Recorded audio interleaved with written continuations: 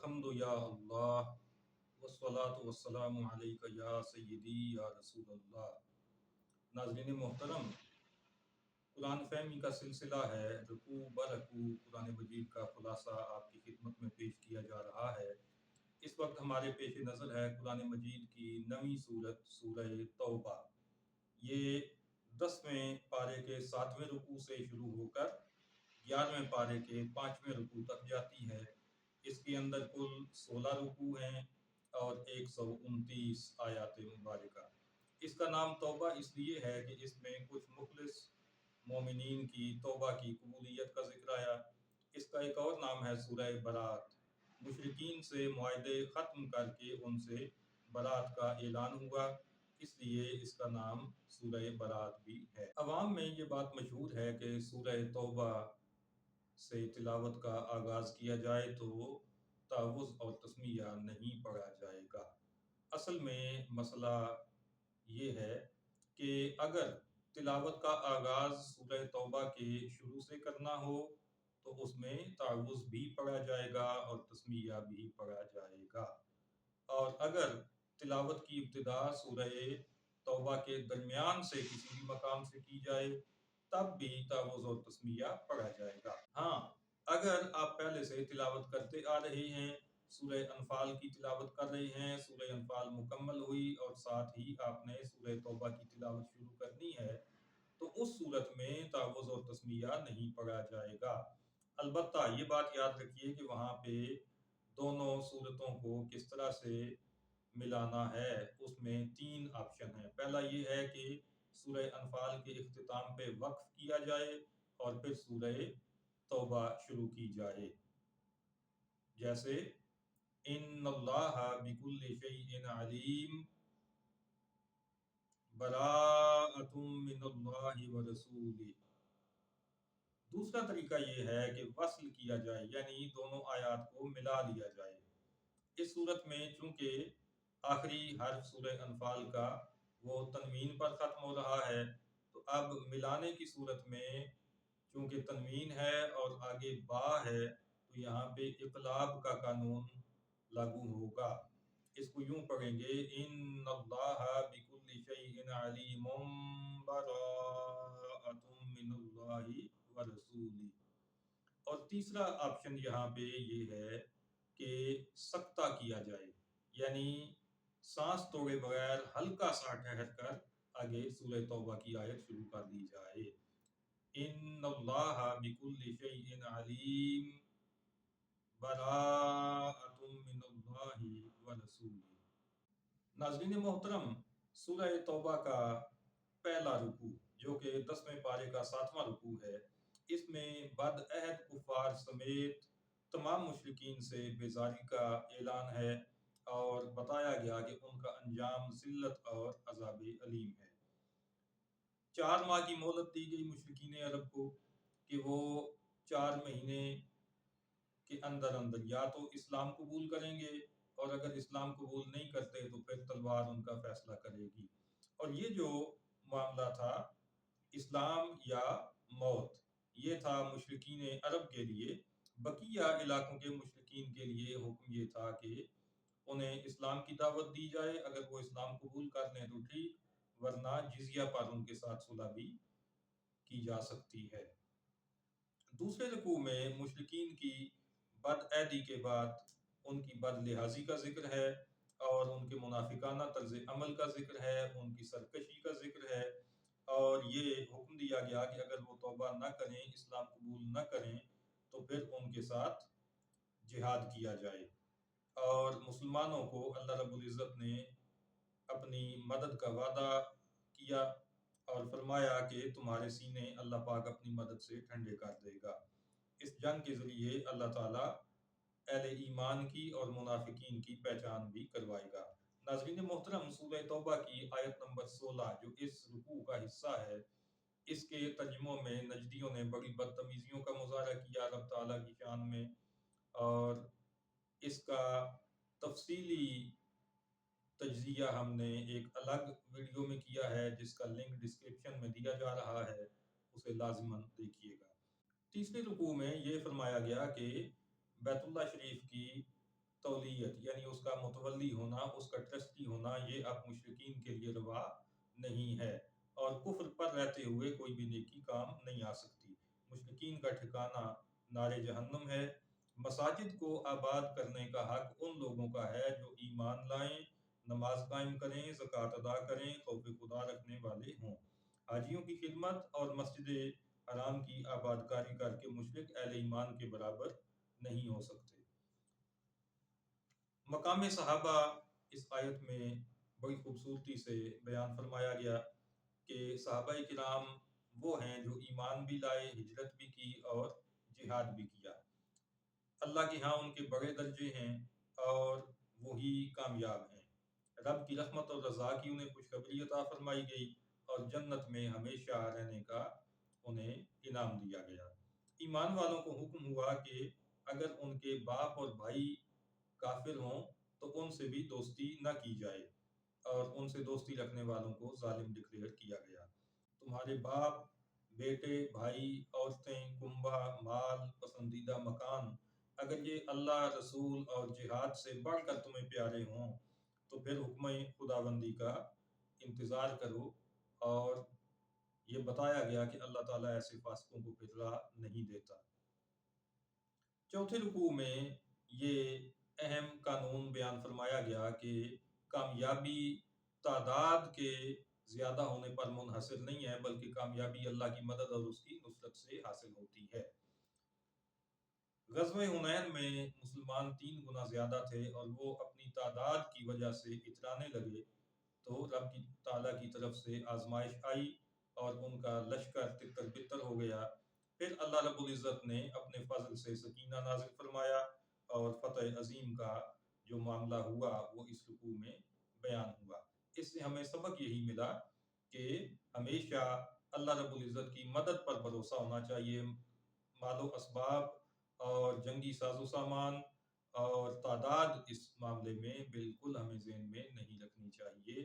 اللہ کی مدد ہمارے ساتھ ہوگی تو ہمیں کامیابی ملے گی۔ اس کا نظارہ ابھی چند دن پہلے ہم نے دیکھا کہ پاکستان کے پاس وسائل کی بھی کمی، پاکستان کے پاس افرادی قوت کی بھی کمی، پاکستان کی فوج بھی انڈیا سے کم، ساز و سامان بھی کم، لیکن اس کے باوجود اللہ رب العزت نے پاکستان کو عظیم فتح دی جس نے ساری دنیا کو حیرت میں ڈال دیا ہے کہ انڈیا کے اندر گھس کر ان کے فوجی تنصیبات کو نشانہ بنایا اور بخیر و عافیت اپنے جہازوں کو واپس بھی لے کر آئے اور ان کے 5 جہازوں کو تباہ و برباد بھی کر دیا۔ تو ناظرین محترم، اس رکوع میں مشرکین کے لیے 1 سال کا وقت متعین ہوا کہ اگلے سال انہیں حرم میں داخل ہونے کی اجازت نہیں ہوگی۔ اس سال وہ حرم میں اپنے طریقے سے جو حج عمرہ وغیرہ کیا کرتے تھے اس کی انہیں اجازت ہے، اگلے سال سے ان کے لیے پکی ممانعت ہو جائے گی۔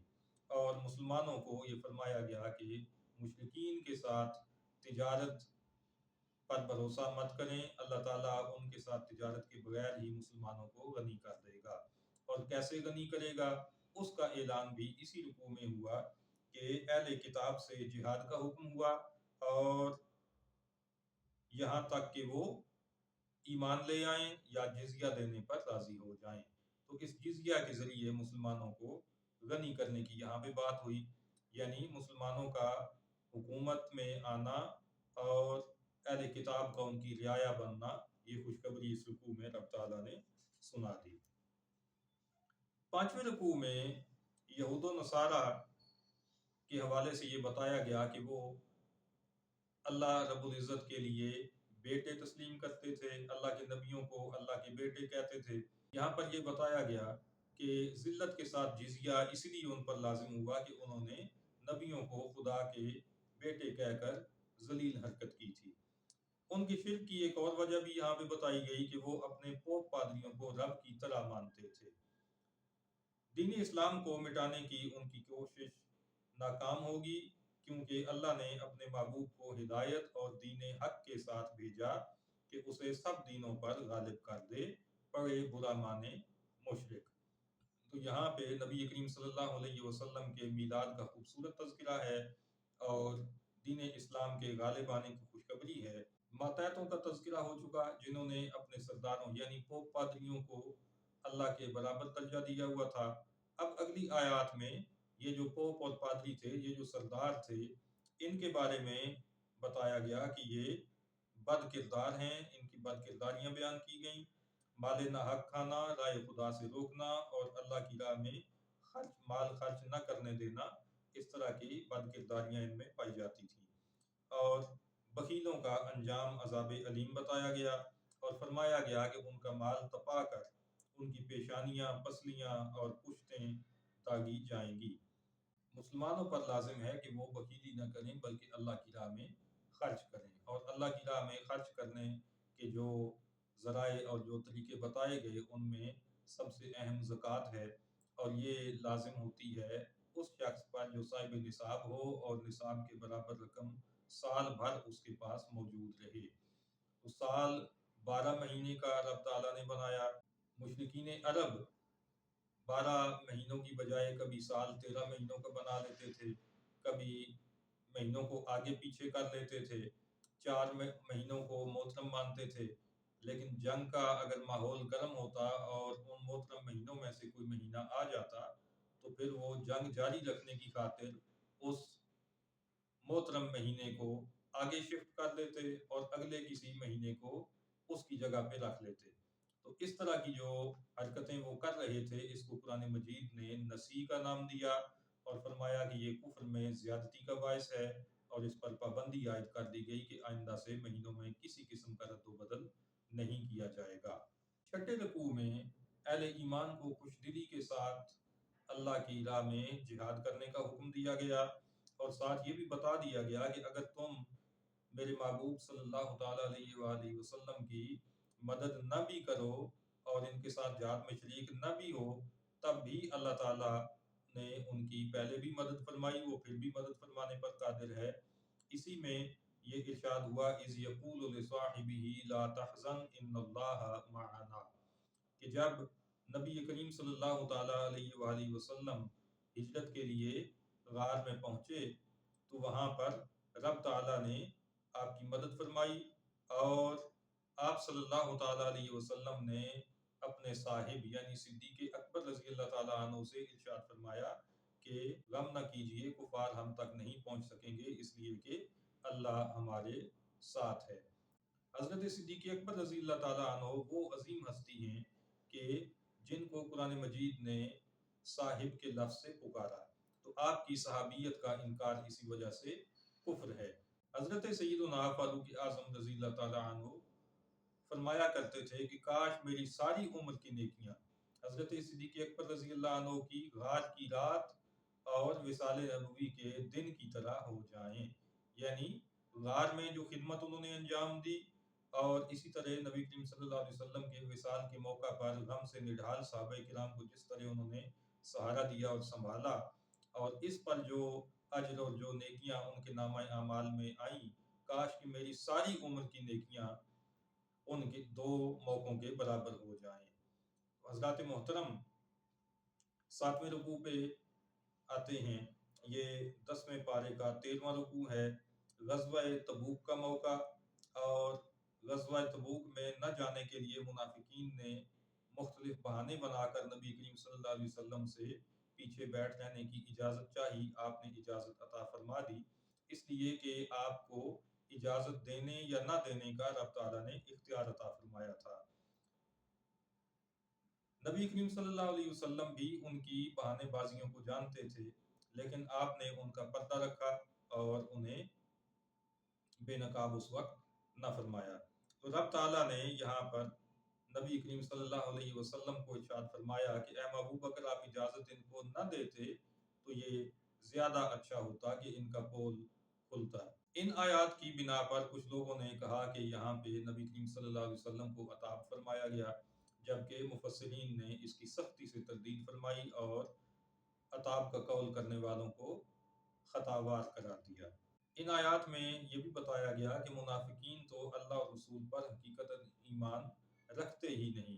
اگر نبی کریم صلی اللہ علیہ وسلم انہیں گھروں میں ٹھہرنے کی اجازت نہ دیتے تب بھی وہ جہاد پر جانے والے ہی نہ تھے۔ اور دوسری بات یہ بتائی گئی کہ اللہ تعالیٰ کو ان کا تبوک میں جانا پسند ہی نہیں تھا۔ کہ اگر وہ وہاں پر جاتے تو وہ فتنہ انگیزی کرتے، ان کے لیے جہنم کی آگ تیار ہے اور وہ انہیں گھیرے ہوئے ہے۔ کفار مسلمانوں کی بھلائی پر برا مانتے ہیں اور ان کی مصیبتوں پر خوشی کا اظہار کرتے ہیں۔ مسلمانوں کو چاہیے کہ وہ کفار کی طرف مت دیکھیں بلکہ اللہ پر بھروسہ کریں، اسی پر توکل چاہیے۔ اور اس رکوع میں یہ بھی بتایا گیا کہ منافقین کے صدقات اللہ کے ہاں قبول نہیں ہوں گے۔ نبی کریم صلی اللہ علیہ وسلم کی تقسیم پر منافقوں کا طعن بھی یہاں پر بیان کیا گیا اور ارشاد فرمایا گیا وَلَوْ أَنَّهُمْ رَضُوا مَا آتَاهُمُ اللَّهُ وَرَسُولُهُ، کیا ہی اچھا ہوتا کہ وہ راضی ہو جاتے اس پر جو اللہ نے عطا فرمایا اور جو اس کے رسول نے انہیں عطا فرمایا۔ یعنی نبی کریم صلی اللہ علیہ وسلم کی عطا اور اللہ تعالیٰ کی عطا دونوں پر راضی ہونے والے مومن ہوا کرتے ہیں۔ جو اللہ اور اس کے رسول صلی اللہ علیہ وسلم کی عطا پر راضی نہ ہو وہ منافق ہیں۔ ارشاد فرمایا وَقَالُوا حَسْبُنَا اللَّهُ، کہ وہ اللہ اور اس کے رسول کی عطا پر راضی رہتے، وَقَالُوا حَسْبُنَا اللَّهُ، اور پھر وہ کہتے کہ ہمارے لیے اللہ کافی ہے، سَيُؤْتِينَا اللَّهُ مِنْ فَضْلِهِ وَرَسُولُهُ، ان قریب اللہ ہمیں اپنے فضل سے عطا فرمائے گا اور اس کا رسول بھی۔ یعنی اللہ اور اس کا رسول جو پہلے عطا فرما چکے اس پر بھی وہ راضی رہتے، اور پھر یہ کہتے کہ اللہ ہمارے لیے کافی ہے اور اللہ اپنے فضل سے اور اس کا رسول اپنے فضل سے ہمیں آئندہ بھی عطا فرمائیں گے۔ یہ ہے مومن کی شان، اور جو اس پر راضی نہ ہو اور جو ایسا قول نہ کرے وہ منافق ہے۔ تو یہاں پہ عطائے رسول پر منافقین کا طعن کرنا یہ ہمارے سامنے آیا۔ ناظرین محترم، آپ کو یاد ہوگا کہ سورہ انفال کی رکوع برکوع خلاصے میں جب آیات 62 تا 64 کی بات آئی تھی تو وہاں پر بھی اس چیز کی وضاحت کی گئی تھی کہ جو لوگ قرآن مجید کا کچھ حصہ لے لیتے ہیں کچھ چھوڑ دیتے ہیں، ان کا طریقہ یہودیانہ ہے۔ حسبنا اللہ کہہ کر یہ عقیدہ اختیار کرنا کہ ہمارے لیے اللہ کافی ہے، ہمیں نبی کی ضرورت ہی نہیں ہے، تو یہ قرآنی عقیدہ اور نظریہ نہیں ہے بلکہ یہ شیطانی عقیدہ اور نظریہ ہے۔ یہاں سے بھی اس آیت سے بھی اس بات کی تائید ہمیں مل گئی کہ اللہ اور رسول دونوں کی عطا پر راضی رہنا اور دونوں کی فضل اور دونوں کی عطا کو ماضی میں بھی تسلیم کرنا اور مستقبل میں بھی اس کو تسلیم کرنا، یہ ایمان ہے۔ اور یہ ایمان رکھتے ہوئے اللہ رسول دونوں کی عطا کو مانتے ہوئے پھر یہ کہنا کہ اللہ ہمارے لیے کافی ہے، تو یہ ہے اصل ایمان۔ 8ویں رکوع میں مستحقین زکوٰۃ کی تفصیل بیان ہوئی اور اسی رکوع میں یہ بھی بتایا گیا کہ منافقین حضور صلی اللہ علیہ وسلم کو مختلف طریقوں سے ایذا پہنچاتے اور اپنی مجلسوں میں جو بد زبانی کیا کرتے تھے اس سے بھی آپ کو ایذا پہنچتی تھی۔ اس سے معلوم ہوا کہ نبی کریم صلی اللہ تعالیٰ علیہ وسلم ان کے ظاہر و باطن سے خبردار تھے اور ان کی نجی مجالس کی بھی آپ کو خبر ہوتی تھی۔ اللہ پاک نے اتنا وسیع غیب کا خزانہ آپ کو عطا فرما رکھا تھا۔ ناظرین محترم، منافقین نے نبی کریم صلی اللہ علیہ وسلم کے علم غیب پر طعن کیا اپنی نجی مجالس میں اور یہ بکواس کی کہ وما یدریہ ما الغیب، وہ کیا جانے کہ غیب کیا ہے۔ تو نبی کریم صلی اللہ علیہ وسلم کے بارے میں ایسی گستاخی اور آپ کے علم غیب پر طعن کی بنا پر رب تعالیٰ نے فیصلہ نازل فرمایا لا تعتذروا قد کفرتم بعد ایمانکم، اب بہانے مت بناؤ، جھوٹی قسمیں مت کھاؤ، تم نے میرے حبیب صلی اللہ تعالیٰ علیہ وسلم کی جو گستاخی کی اور آپ کے علم غیب پر طعن کیا اس کی وجہ سے تم ایمان لانے کے بعد جو ظاہری ایمان تم نے قبول کیا تھا اب تم ظاہری طور پر بھی کافر ہو چکے اور تمہارا وہ جو لبادہ تھا وہ اتر چکا۔ 9ویں رکوع کے اندر منافقین کی 6 بد خصلتوں کا ذکر ہوا اور ان کے لیے لعنت اور جہنم کی وعید آئی۔ پہلی امتوں کے کفار جو مال و اولاد سے مال و اولاد کے معاملے میں ان منافقین سے بڑھ کر تھے، ان کے عمل اکارت جانے کا ذکر ہوا اور بتایا گیا کہ وہ گھاٹے والے ہیں۔ عاد، سمود اور قوم نوح اور قوم ابراہیم کا اس میں ذکر کیا گیا۔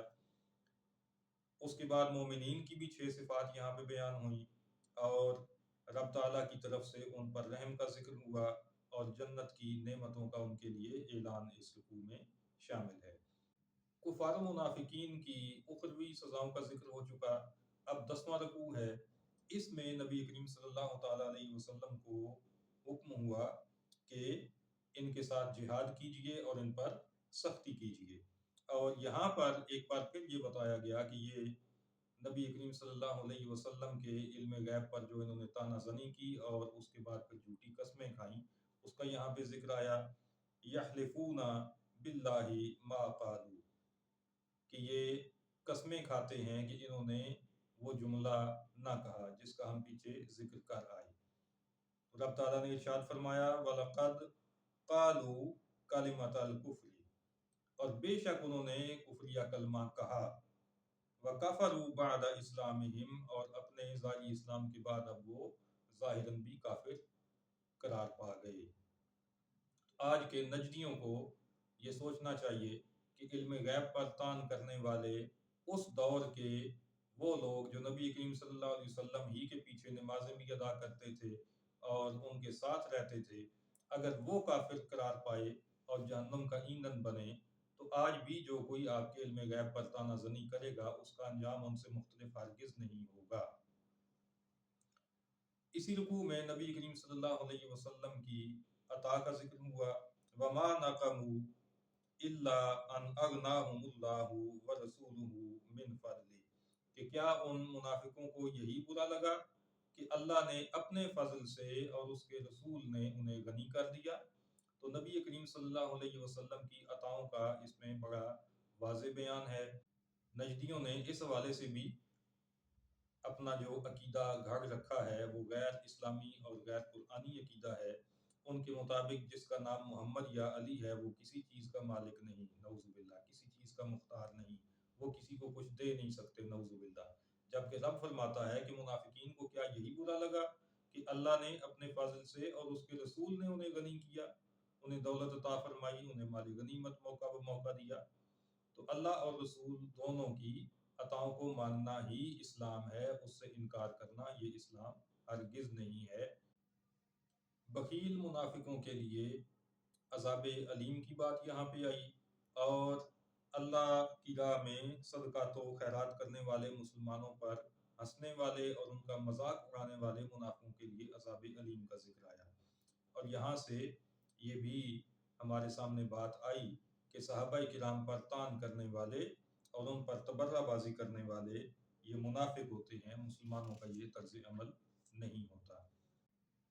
اسی رکوع میں شامل آیت نمبر 79، اس کے ترجمے میں نجدیوں کے ساتھ ساتھ رافضیوں نے بھی ٹھوکر کھائی اور اللہ رب العزت کی توہین کے مرتکب ہوئے۔ نیچے ڈسکرپشن میں جو لنک دیا گیا ہے اس کو دیکھیے گا، ان کے مختلف تراجم کا تجزیہ آپ کے سامنے پیش کیا جائے گا۔ 11واں رکوع غزوہ تبوک میں نہ جانے والے کافروں کا خوش ہونا اور جانے والوں کو بے وقوف قرار دینا، اس کے ذکر سے یہ رکوع شروع ہوا، اور فرمایا گیا کہ اے محبوب اب آئندہ انہیں کبھی بھی جہاد میں جانے کی اجازت نہ دیجیے گا، اور ان کو کبھی بھی اپنے ساتھ نہ رکھیے گا، یہ مر جائیں تو ان کا جنازہ نہ پڑھیے اور ان کی قبر پر کھڑے نہ ہونا۔ ان کے مال و اولاد نے انہیں جہاد میں جانے سے روکا، اب ان کے دلوں پر مہر کر دی گئی، جبکہ صحابہ کرام نے مال و جان سے مال و جان کے ساتھ جہاد کیا، ان کے لیے بدائیاں ہیں اور وہی کامیاب ہیں اور وہ جنت میں ہمیشہ رہیں گے۔ 12واں رکوع ہے سورہ توبہ کا، یہ 10ویں سپارے کا آخری حصہ ہے۔ اس میں یہ بتایا گیا کہ اللہ رسول کے وفادار رہتے ہوئے ضعف، بیماری یا ناداری کی وجہ سے جو لوگ جہاد میں شریک نہیں ہو سکے ان پر کوئی حرج نہیں۔ مواخذہ تو ان اغنیاء کا ہے کہ وہ وسائل ہوتے ہوئے گھروں میں عورتوں کے پاس بیٹھ رہے۔ تو سورہ توبہ کی آیت نمبر 93 پر 10ویں سپارے کا اختتام ہوا۔ 11ویں سپارے کا جو پہلا رکوع ہے اس میں 6 آیات ہیں۔ یہاں تک منافقین کی تبوک جانے کے بارے میں بہانے بازیوں کا ذکر ہوا تھا۔ اب غیبی خبر دی گئی کہ جب تبوک سے اے محبوب صلی اللہ تعالیٰ علیہ وسلم آپ واپس پہنچیں گے تب بھی وہ آ کر جھوٹی قسمیں کھائیں گے تو ان کا اعتبار نہ کرنا، اس لیے کہ اللہ تعالیٰ فاسق قوم سے راضی نہیں ہوگا۔ شہری منافقوں کے عیب بیان کرنے کے بعد یہاں پر دیہاتی منافقوں کے عیب بھی بیان کیے گئے، اور یہ ارشاد فرمایا گیا کہ وہ منافق بھی ہیں اور جاہل بھی ہیں، ڈبل مجرم ہیں۔ دیہاتی مخلص مسلمانوں کی مدح سرائی بھی اس میں ہے، اور ان کا اللہ کی رحمت میں داخل ہونا بھی یہاں پر ذکر فرمایا گیا۔ 13واں رکوع ہے سورہ توبہ کا، جو کہ 11ویں پارے کا دوسرا رکوع ہے۔ اس میں مہاجرین و انصار، سابقون الاولون، ان کی عظمت اور شان بیان ہوئی، اور قیامت تک ان کی پیروی کرنے والوں کے لیے رضی اللہ عنہم ورضوا عنہ کا تاج سجایا گیا۔ جنت اور اس کے نیچے نہروں کا رواں ہونا اور ابدی راحت اور بڑی کامیابی کا ان کے لیے اعلان کیا گیا۔ سابقون الاولون، مہاجرین و انصار صحابہ، ان کی اتباع کیے بغیر، ان کے طرز عمل کو اپنائے بغیر ان کے ساتھ رہنے والے، ان کے ساتھ اٹھنے والے بیٹھنے والے منافقوں کے بارے میں یہاں پر یہ ارشاد فرمایا گیا کہ وہ 3 بار عذاب کا مزہ چکھیں گے۔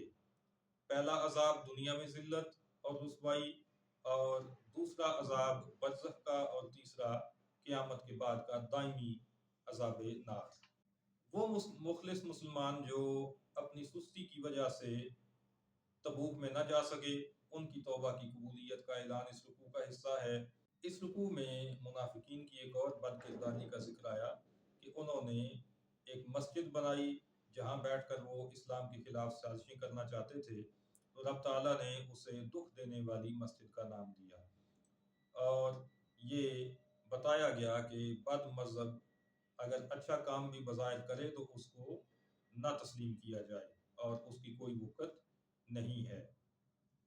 مسجد قباء جو اہل تقویٰ نے تعمیر کی تھی، اور مسجد درار جو منافقین نے بنائی تھی، دونوں کا فرق اس رکوع میں بتایا گیا اور دونوں میں امتیاز قائم کیا گیا۔ 14واں رکوع، مومنین کے مال و جان اللہ نے جنت کے بدلے خرید لیے۔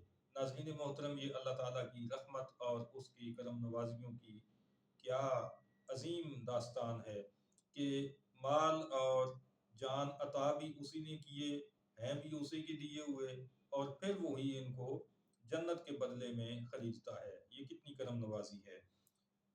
توبہ کرنے والوں، عبادت کرنے والوں، حمد کرنے والوں، روزہ رکھنے والوں، رکوع و سجود کرنے والوں کے لیے اس رکوع میں خوشخبری سنائی گئی، اور یہ بھی اس رکوع میں بتایا گیا کہ مشرکین کے لیے استغفار کرنا ممنوع ہے۔ نیز یہ بتایا گیا کہ حضرت ابراہیم علیہ السلام نے اپنے چچا آزر کے لیے دعائے مغفرت کی، مگر یہ دعا ایک وعدے کی وجہ سے کی، اور پھر جب اس کا کفر ان پر ظاہر ہو گیا تو وہ اس سے بیزار ہوئے اور انہوں نے اس کے لیے دعائے مغفرت چھوڑ دی۔ اب یہ وعدہ کیا تھا؟ مفسرین بتاتے ہیں کہ آزر نے ان کے ساتھ وعدہ کیا تھا ایمان قبول کر لینے کا۔ اس وعدے کی بنا پر وہ اس کی بخشش کی دعا مانگا کرتے تھے۔ پھر جب اس کا کفر واضح ہو گیا تو آپ نے دعا چھوڑ دی۔ یہ کفر واضح کیسے ہوا؟ مفسرین کے یہاں پر 2 قول ہیں۔ ایک تو یہ ہے کہ جب وہ بغیر وعدہ پورا کیے کفر ہی پر مر گیا تو آپ نے اس کے لیے دعا کرنا بند کر دی کہ اب اس کا کفر حتمی اور دائمی ہو چکا تھا۔ اور دوسرا قول مفسرین کا یہ ہے کہ اس کی زندگی ہی میں رب تعالیٰ نے بذریعہ وحی آپ کو یہ بتا دیا تھا کہ یہ کفر پر مرے گا، اس لیے آپ اس سے بیزار ہو گئے، اور پھر اس کے بعد آپ نے اس کے لیے دعا کرنا بند کر دی۔ اب سورہ توبہ اختتام کے قریب ہے۔ رب تعالیٰ کی عظیم سلطنت، زمین و آسمان کو گھیرے ہوئے جو سلطنت ہے، اس کا یہاں پہ ذکر ہے، اور یہ بتایا گیا کہ اللہ تعالیٰ زندگی بھی عطا فرماتا ہے، موت بھی وہی عطا فرماتا ہے، اور اس کے مقابلے پر کوئی کسی کا نہ ولی ہے نہ نصیر۔ مہاجرین و انصار پر اللہ تعالیٰ کی رحمت کا متوجہ ہونا بھی اس رکوع میں بیان ہوا۔ 15واں رکوع جو سورہ توبہ کا ہے، یہ 11ویں پارے کا چوتھا رکوع ہے۔ اس میں ایمان والوں کو حکم دیا گیا کہ اللہ سے ڈرو اور سچوں کے ساتھ ہو جاؤ۔ اس میں دو حکم دیے گئے ہیں، ایک ہے نیکیاں اختیار کرنے کا حکم، اللہ سے ڈرنے کا حکم، تقوی اختیار کرنے کا حکم، اور پھر ساتھ یہ کہا گیا کہ صرف اپنے نیک اعمال پر بھروسہ مت کرو اور متقی بن کر اللہ والوں سے بے نیاز نہ ہو جاؤ، بلکہ اللہ والوں کے ساتھ اپنا تعلق پختہ کرو اور ان کے ساتھ دوستی رکھو، ان کی سنگت اختیار کرو۔ جہاد کے بعد دین سیکھنے اور سکھانے کی اس میں رغبت دلائی گئی، اور یہ فرمایا گیا کہ مسلمانوں کے اندر ایک ایسی جماعت ہونی چاہیے لِیَتَفَقَّهُوا فِی الدِّین، جو دین کی سمجھ حاصل کریں اور پھر دوسروں کو دین سکھائیں۔ بسترے کندھوں پہ ڈال کر، ہاتھ میں لوٹا اٹھا کر گلی گلی گھومنا، اس کی اسلام نے ترغیب نہیں دی، بلکہ اسلام نے یہ سکھایا کہ جاؤ اور اللہ کا دین سیکھو، استاد کے پاس بیٹھو، مدرسے میں داخلہ لو، باقاعدہ دین پڑھو اور پھر لوگوں کو دین سکھاؤ۔ ناظرین محترم، 16واں رکوع ہے سورہ توبہ کا۔ اس میں قریب والے کافروں سے بھی جہاد کا حکم ہوا کہ صرف یہ نہیں کہ جو آپ سے دور ہیں ان پر ہی توجہ رکھی جائے، بلکہ جو ارد گرد ہیں ان کے ساتھ بھی جہاد کیا جائے، اور چاہیے کہ وہ تمہارے اندر سختی کو محسوس کریں، ان کے ساتھ سخت رویہ اپنایا جائے۔ قرآنی صورتیں اس رکوع میں بتایا گیا کہ یہ اہل ایمان کا ایمان بڑھا دیتی ہیں، اور جن کے دلوں میں مرض ہے ان کی پلیدی پر پلیدی کو بڑھا دیتی ہیں۔ جس طرح دنیاوی آفات مومنین کی آنکھیں کھولتی ہیں، وہ ان سے عبرت حاصل کر کے اصلاح کر لیتے ہیں، جبکہ کفار کی غفلت مزید بڑھ جاتی ہے۔ اسی رکوع میں نبی کریم صلی اللہ تعالیٰ علیہ وآلہ وسلم کے میلاد کا بڑا خوبصورت تذکرہ ہوا۔ لَقَدْ جَاءَكُمْ رَسُولٌ مِّنْ أَنفُسِكُمْ عَزِيزٌ عَلَيْهِ مَا عَنِتُّمْ حَرِيصٌ عَلَيْكُمْ بِالْمُؤْمِنِينَ رَءُوفٌ رَحِيمٌ۔ بے شک آ گیا تمہارے پاس رسول تم ہی میں سے، عزیز علیہ ما عنتم، تمہارا مشقت میں پڑنا اس پر گراں گزرتا ہے، حریص علیکم، وہ تمہاری بھلائی چاہتا ہے، بالمؤمنین رؤوف الرحیم، اور مومنوں کے لیے رؤوف بھی ہے اور رحیم بھی۔ تو نبی کریم صلی اللہ علیہ وسلم کا میلاد اور آپ کی عظمتوں کا ذکر ہے، اور ساتھ ہی یہ بتایا گیا کہ اتنا کرم والا، اتنا رحمت والا، اتنا رافت والا حبیب، اور منافق وہ ہیں کہ جو آپ سے پھر بھی بھاگتے ہیں اور دور ہوتے ہیں۔ اس میں نقصان اے محبوب آپ کا نہیں ہے بلکہ انہی کا نقصان ہے۔ آپ یہ کہہ دیجئے کہ میرے لیے اللہ کافی ہے، اس کے سوا کسی کی بندگی نہیں، میں نے اسی پر بھروسہ کیا اور وہ بڑے عرش کا مالک ہے۔ یہاں پر سورہ توبہ مکمل ہوتی ہے۔ ناظرین محترم، دعا کیجئے اللہ پاک ہمیں اپنے کلام کو سمجھنے کی توفیق عطا فرمائے، عقائد صحیحہ اور اعمال صالحہ کی توفیق عطا فرمائے، اور ہمارا خاتمہ ایمان پر فرمائے۔ وما علینا الا